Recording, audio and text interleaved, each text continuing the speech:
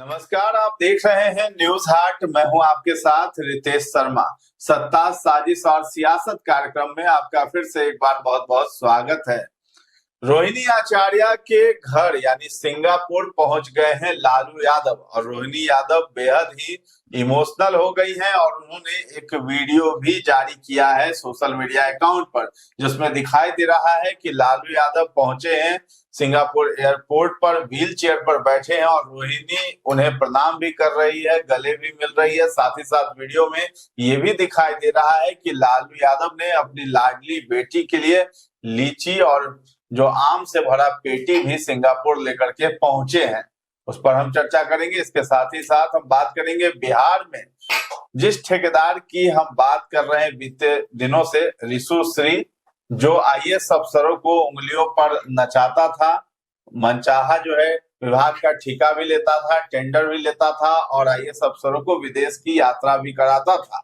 अब उनके चंगुल में जो दो लोग थे आईएएस, उनको निलंबित कर दिया गया है। तो दो आईएएस वो कौन है जिन्हें निलंबित कर दिया गया है? रिशु श्री से उनकी काफी ज्यादा दोस्ती बताई जाती है।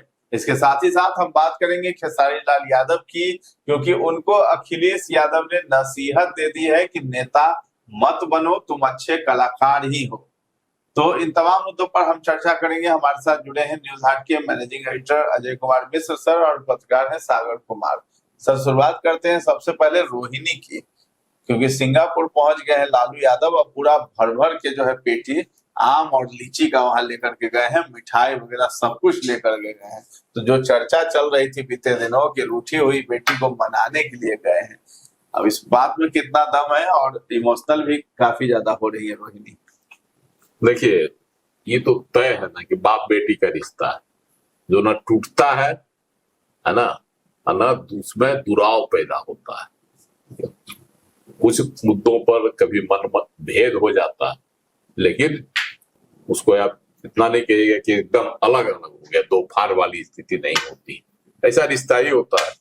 तो लालू प्रसाद भी गए, हालांकि रोहिणी रूठी हुई है, ये तो सब जाहिर हो गया। लालू प्रसाद जी के पोते है ना, जिसका इराज लालू यादव नाम रखे हैं, लालू यादव, उनका जन्मदिन, पहला जन्मदिन था, गाजियाबाद में मनाया गया। लेकिन वहां रोहिणी आचार्य नहीं पहुंची। लालू जी खुद दिए थे उनको निमंत्रण, नहीं पहुंचे। तो लग रहा था कि रोहिणी जो है नहीं मानेगी। जिस तरह से उन्होंने पहले चुनाव के बाद, विधानसभा चुनाव के बाद, जिस तरह से उनका वीडियो आया था उनको अपमानित करके, तेजस्वी यादव और तेजस्वी यादव के जो लघुए भगुए थे उन लोगों ने निकाल दिया। तो संजय यादव और जो थे तो निकाल, जैसा कि उन्होंने कहा, उसके बाद से वह एकदम कटी कटी सी रह रही थी। साफ कर दिया कि हम न आएंगे, न राजनीति से हमको वास्ता है, न कुछ, न परिवार से, दोनों से। तो लेकिन जब सिंगापुर पहुंचे लालू प्रसाद जी तो गए हैं अपने मकसद से। उनका मकसद है जो चेकअप कराना, रूटीन चेकअप। लेकिन इसके पीछे दूसरा कारण भी था, रोहिणी यादव को मनाना, क्योंकि रूठी हुई बेटी है और बेटी बाप का जो रिश्ता, तो पहले भी कहा दर्शकों को, तो उसको भी है। और लगा कि रोहिणी, हालांकि रोहिणी पहले भी कह रही थी कि मेरा जो है भगवान है लालू प्रसाद जी, आज ने भी हुआ कहा मेरे भगवान है, मेरे द्वार पर आए है ना। पूरा इमोशनल होकर यह सब वीडियो जारी की है और पैर छूकर प्रणाम की, गला मिली, सब कुछ है, तो होना ही था। अब देखना उसमें कि लालू प्रसाद जो चाह रहे हैं, लालू प्रसाद की ही इच्छा थी कि रोहिणी आचार्य सारण संसदीय सीट से चुनाव लड़े लोकसभा का और वह जीते, उनकी ही इच्छा थी। तभी जो है रोहिणी आचार्य ने नामांकन किया था, चुनाव में पूरी मुस्तैदी से वह उतरी थी। लेकिन संजोग है, चुनाव हार गए। चुनाव तो हार जीत का खेला होता हुआ, तो जुआ का पासा होता है कि जिसको जो पल मारा चित होगा कि पट होगा कोई नहीं जानता। तो हार गई। तो उसके बाद से वह उतना विचलित नहीं हुई जितना विचलित विधानसभा में हार होने के बाद तेजस्वी यादव के द्वारा उनके साथ सलूक किया गया, जो कथित सलूक कहा जाता है। उसमें कितनी सच्चाई ये नहीं कहा जा सकता, लेकिन कथित जो उन्होंने कहा वीडियो में पटना एयरपोर्ट पर या दिल्ली एयरपोर्ट पर, उसके अनुसार तो उससे ज्यादा वो जो है मर्माहत हो गई थी। इसीलिए जो है ना उनका बहुत इमोशनल उस समय आया था पोस्ट, बहुत इमोशनल, कि हमारा बाप का घर छुड़ा दिया, नैहर छुड़वा दिया, है ना, जिन लोगों पर आरोप लगा रही थी, तो बहुत तरह की बातें थी। तो लेकिन अब लग रहा है कि रोहिणी लालू प्रसाद जी के जाने के बाद, लालू प्रसाद जी के मनाने के बाद मान जाएगी। साथ में मीसा भारती भी है जो बड़ी बहन है ना, तो वह भी गई है साथ, वह सांसद भी है पाटलिपुत्रा संसदीय क्षेत्र से। तो ये है, अब इसमें एक सियासी बातें भी उभर रही है। वह है लालू प्रसाद जी की ही इच्छा थी कि रोहिणी आचार्य जो है एमएलसी का जो चुनाव होने वाला है बिहार में, जो एक सीट राजद कोटे में है, एक सीट पर राजद जीतेगा, हालांकि उसके 2 एमएलसी रिटायर करेंगे, लेकिन एक सीट ही वह इस बार जीत पाएगा राजद। उस परिस्थिति में वह चाह रहे हैं कि क्या कहता रोहिणी आचार्य बने एमएलसी, उनकी इच्छा। नहीं, इच्छा उसमें देखिए, एक चीज हम करेक्ट करेंगे। एक तो लालू जी पहले चाहते थे कि तेज प्रताप यादव को ही बनाया जाए, लेकिन तेज प्रताप यादव ने रख दिया शर्त, कह रहे हैं कि भाई हम बनेंगे तो जेजेडी से बनेंगे। तब आपको हम करेक्ट कराते, राबड़ी देवी की इच्छा, लालू यादव की इच्छा नहीं थी, यह इच्छा राबड़ी देवी की इच्छा थी। लेकिन उस समय तक लालू प्रसाद जी मौन रह गए, समझ गए, क्योंकि राबड़ी देवी की इच्छा थी। राबड़ी देवी की इच्छा का कभी अनादर जो है लालू प्रसाद जी ने कभी नहीं किया, तो वह चुप रह गए। जब तेज प्रताप यादव ने कह दिया कि नहीं, हम बनेंगे भी तो अपनी पार्टी जेजेडी से बनेंगे, जेजेडी से, है ना, जनतांत्रिक जनता दल जो उनकी पार्टी है, तेजस्वी तैयार नहीं, उस पर तेजस्वी तैयार नहीं हुए। तब लालू प्रसाद जी ने प्रस्ताव रखा कि रोहिणी को बना तो उस पर तेज प्रताप भी उस पर रेडी हो गए। तेज प्रताप भी रेडी है, तेजस्वी भी रेडी है, कोई विवाद नहीं है उस पर। तो उस परिस्थिति में, लेकिन तेजस्वी ने तो रोहिणी आचार्य ने तो कड़ा बयान कल दे दिया था अपने एक्स पर कि इस तरह का जो साजिश रच रहे हैं, परपंच रच रहे हैं, हम किसी लोभ में फंसने वाले नहीं हैं, ये सब चीज जो है जो बोली उससे लेकिन रोहिणी नहीं चाहती है कि बने, लेकिन लालू परिवार ये चाहता है कि मनाया जाए बेटी को, किसी तरीके से एक्टिव राजनीति में लाया जाए। पहले भी कहे ना कि लालू प्रसाद जी की इच्छा थी, तभी वह लोकसभा चुनाव लड़ी, और लालू प्रसाद जी की ही इच्छा है कि रोहिणी भी आवे राजनीति में।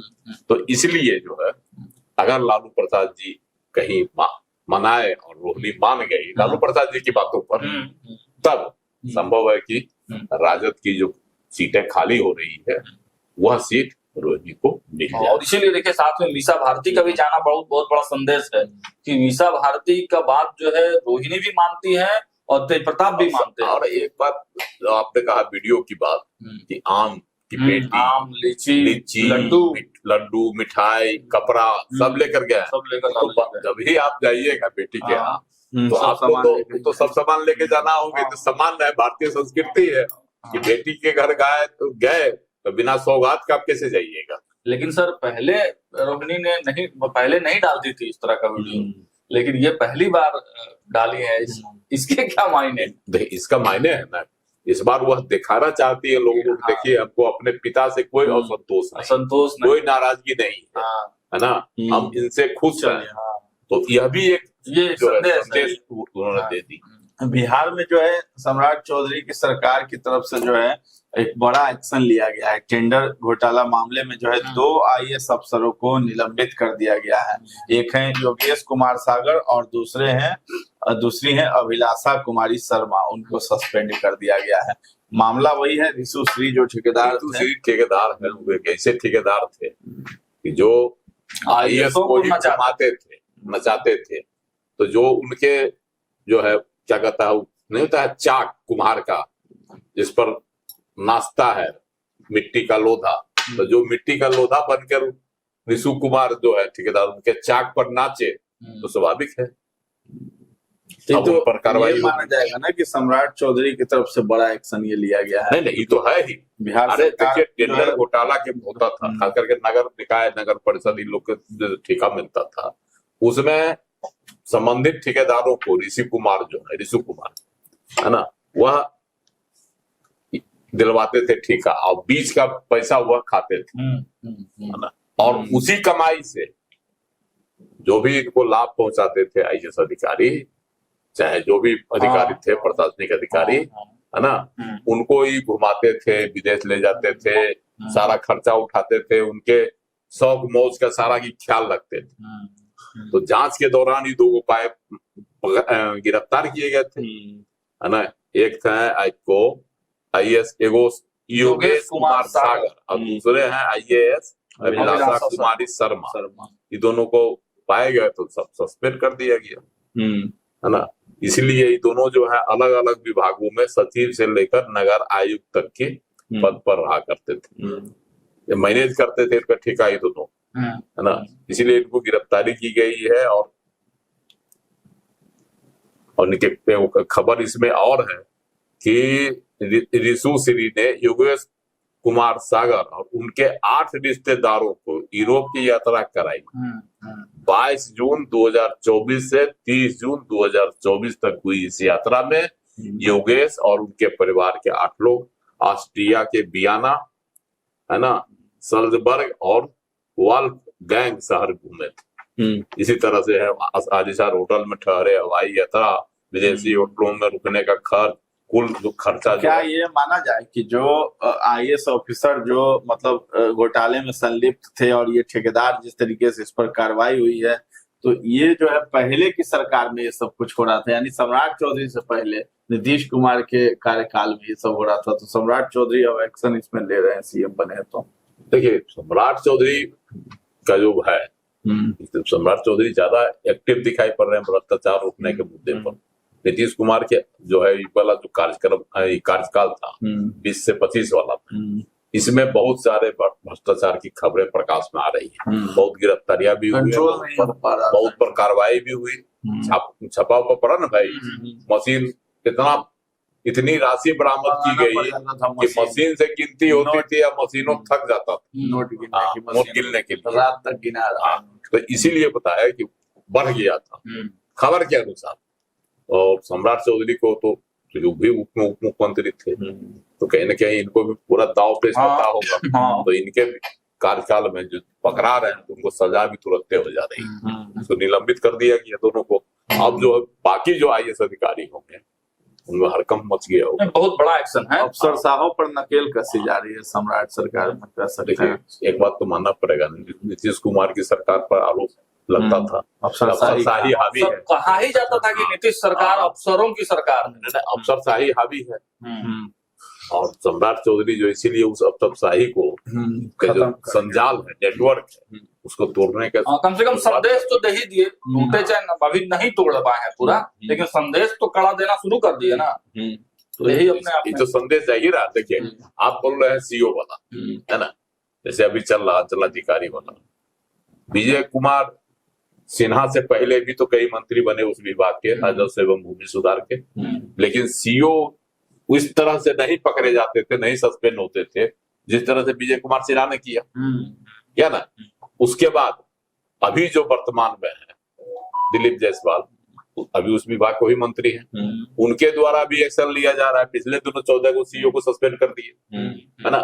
तो ये है जिस तरह से भ्रष्टाचार था उसको दूर करने का प्रयास इस सरकार में। तो जनता में भी ये संदेश देने की कोशिश होगी कि जब भाजपा का सीएम बन गया यहाँ बिहार में, कोई सत्ता में है, तो कड़ा एक्शन, नीतीश कुमार से ज्यादा बड़ा एक्शन लिया जा रहा है। तो संदेश देना ही पड़ेगा। अपनी सरकार अगर चलानी है, कुछ तो नया करना ही होगा।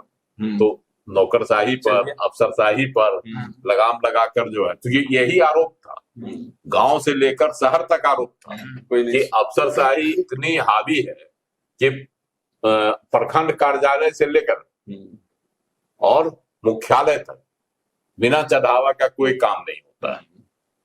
तो इसको तो दुरुस्त करना ही ना हो। चलिए, खेसारी लाल यादव खुद ही बता रहे हैं कि अखिलेश यादव उन्हें नसीहत दे रहे हैं कि तुम जो हो कलाकार अच्छे हो, नेता मत बनो। भाई ये तो देखिए, अब अखिलेश यादव अब उनको नसीहत दे रहे हैं, और इनको यह चीज जो है खेसारी लाल यादव को, तो जैसे ही विधानसभा चुनाव हार गए, लड़े थे ना भाई छपरा से, जो हार गए, उनके बाद इनको पता चल गया कि हम जो है नेता नहीं बन सकते, हम अभिनेते रहेंगे, है ना, राजनेता नहीं बन सकते। उनको यह आभास हो गया था, याद है क्या बोले कि नेता सबको झूठ घाट बोलना पड़ता, वो हमसे नहीं होगा, बोले थे ना। उसके हार के बाद उतना हमसे नहीं होगा, उसके बाद राजनीति से तौबा कर ली है। तो स्वाभाविक है कि अखिलेश यादव से जब मिले, अखिलेश यादव सोच रहे होंगे कि इनको अपनी पार्टी में लाते हैं और इनका इस्तेमाल उत्तर प्रदेश के विधानसभा चुनाव में करेंगे फायदा उठाने के लिए। तो खेसारी लाल यादव भी यादव है, अखिलेश यादव भी यादव है, तो एक चुनावी समा तो ये लोग बांध ही सकते हैं ना, कलाकार हैं तो, इसलिए इनका उपयोग करना चाह रहे होंगे। लेकिन तो पहले ही ये नहीं होता है, जुआ हार, तो जुआ जो कहलाता है, वो जो पालो जिसको कहिए, कि वह जो है जमीन पर रख चुके थे कंधे पर से, तो ये कैसे अब चुनाव में होते हैं। तो अखिलेश यादव ने कह देना है तुम नेता ही, अभिनेता ही तुम रहो, नेता नहीं बनो तुम, अभिनेता ही अच्छा। नवीन से भी तो मुलाकात कर ली, नवीन से मिले थे, भाजपा खेमे में आने की चर्चा तेज हो गई। नहीं, तो इन्होंने जो बयान अभी एक मीडिया को दिया है, उसमें कहा कि हमको जो है कहा गया था, समझे वो, लेकिन हम जो है इनकार कर दिए कि ना, हमसे अब ये सब चीज नहीं होगा। तो आने के लिए पार्टी में नेता नहीं बनेंगे खेसारी लाल। चलिए, अपनी पत्नी के लिए भी पहले कह रहे थे कि पत्नी जो है चुनाव में नहीं आना चाहती है, लेकिन फिर हुआ कि पत्नी चुनाव लड़ेंगी, फिर खेसारी लाल यादव को भी टिकट मिल गया था यहाँ। तो जिस चीज से इनकार करते हैं वही बात हो जाती है। तो क्या पता अगर आगामी जो यूपी में चुनाव होना है उसमें भी कहीं इनको कोई भूमिका दिया जाए। तो है, तो कलाकार है, तो कलाकार तो देखिए, कलाकार जब है तो रंगमंच पर कई तरह की भूमिका निभाता है, वही भूमिका ही निभा रहे हैं। हो सकता है कल को अगर अखिलेश यादव इनको कोई ऑफर दे दे बड़ा, जैसे यहाँ बिहार में मिला तेजस्वी यादव की ओर से वहां मिला, तो उतर गए मैदान में, मात खा गए। अब उत्तर प्रदेश में भी आजमा के देख सकते हैं कि अगर हम कहीं आगे साथ दे दिया तो उत्तर प्रदेश में राजनेता। चलिए, खेसारी लाल यादव को अखिलेश यादव नसीहत दे रहे हैं, नेता मत बनो, कलाकार अच्छे हो। इसके साथ ही साथ लालू यादव अपनी लाडली बेटी रोहिणी के लिए आम और लीची से बड़ा पेटी ले गए हैं, और लालू यादव मनाने में कामयाब हो पाते हैं कि नहीं रोहिणी को, ये देखना बड़ा दिलचस्प होगा। फिलहाल इस चर्चा को हम लोग यहीं पर विराम देते हैं। कैसा लगा ये कार्यक्रम हमें कमेंट में जाकर जरूर बताइएगा, और हमारे चैनल को अभी तक आपने सब्सक्राइब नहीं किया तो जरूर कर लें। धन्यवाद।